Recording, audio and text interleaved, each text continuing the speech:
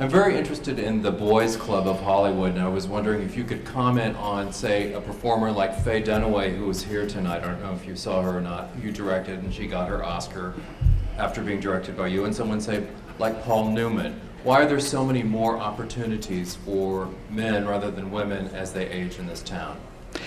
I don't know that it's a question of this town. I think it really has to do with the nature of drama. I mean, you start right off the bat with cop stories, jury stories, gangster stories, and you're lucky if you've got a woman's part at all.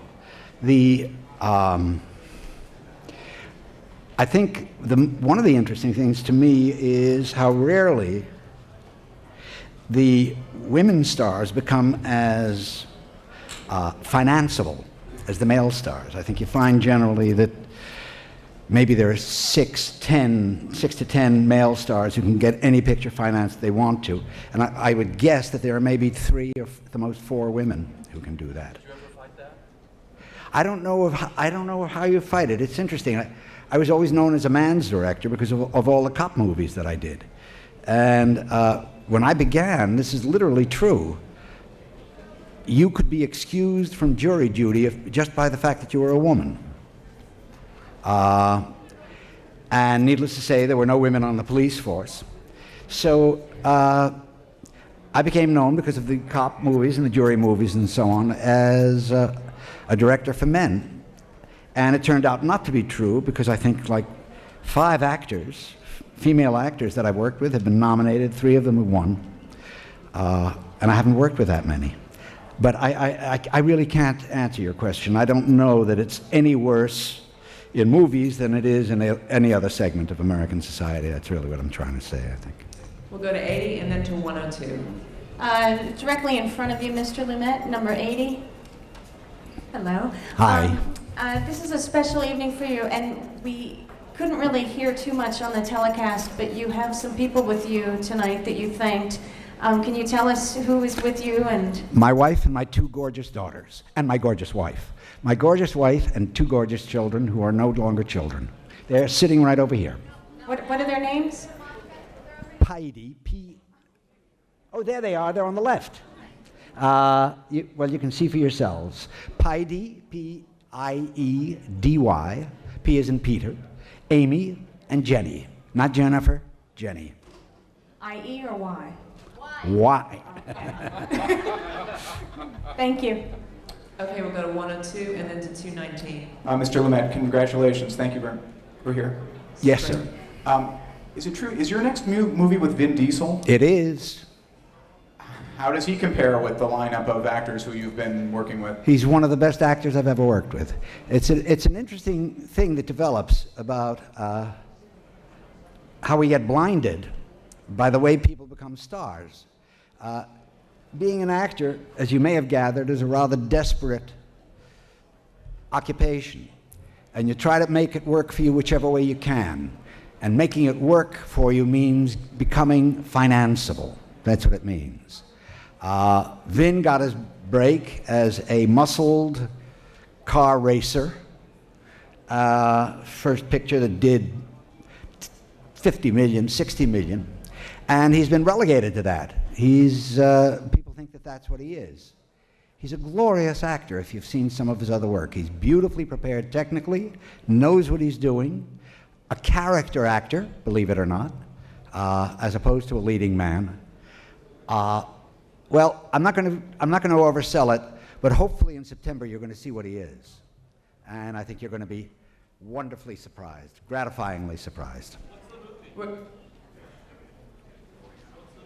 Right. What's the movie? We're fighting about the title now. I think it's going to be called Jackie D, D-E-E. Mr. Lumet over here, And then right we'll go there. and then we'll go to 150. Congratulations, Tanya Hart, American Urban Radio Networks. Thank If you were doing a movie about your life, which story would stand out? Probably the ones that I'd never photograph. I don't know. Just one good one. Well, like everyone's life, it's been so varied. It's like asking, what's your favorite moment? There are just too many. I wish I could be more specific than that, but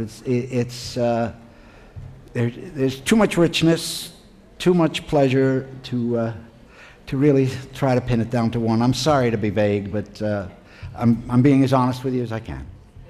We're going to go to 150 and we'll end with 138. Mr. Lumet, here, please. To your left, Mr. Lumet. Here. Yeah. Brasilia Television, Global TV. I'd like to ask you, what is the secret or the recipe, if I can put it that way, to make a movie fully successful? I don't know. And I'll tell you something else, I don't think anybody else does. And anybody who says they do is faking.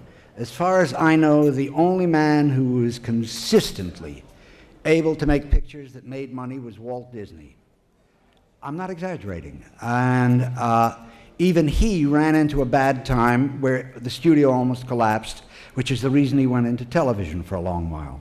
But I don't think there's a person in the business who could say to you, this picture will make money when it's finished, when they see it after it's all completed, much less trying to pick it in advance.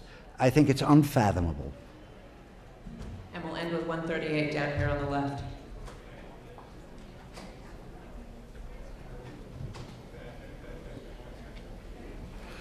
Hello, Mr. Lumet. Hi. You directed The Wiz. I was wondering what insight, if any, you had into Michael Jackson's current difficulties. I have no insight into his difficulties. I'm deeply saddened by them, as I'm sure everybody is. I can only tell you he's a great artist. It was a picture called The Wiz, and Michael he played the Scarecrow. And he's a magical performer, maybe one of the greatest I've ever seen. I remember the choreographers saying, I don't know of a dancer who can pick up and do what Michael does. He's one side of it, and he can duplicate it. He was amazing, miraculous. I hope for him. Great. Thank you very much and congratulations. Thank you.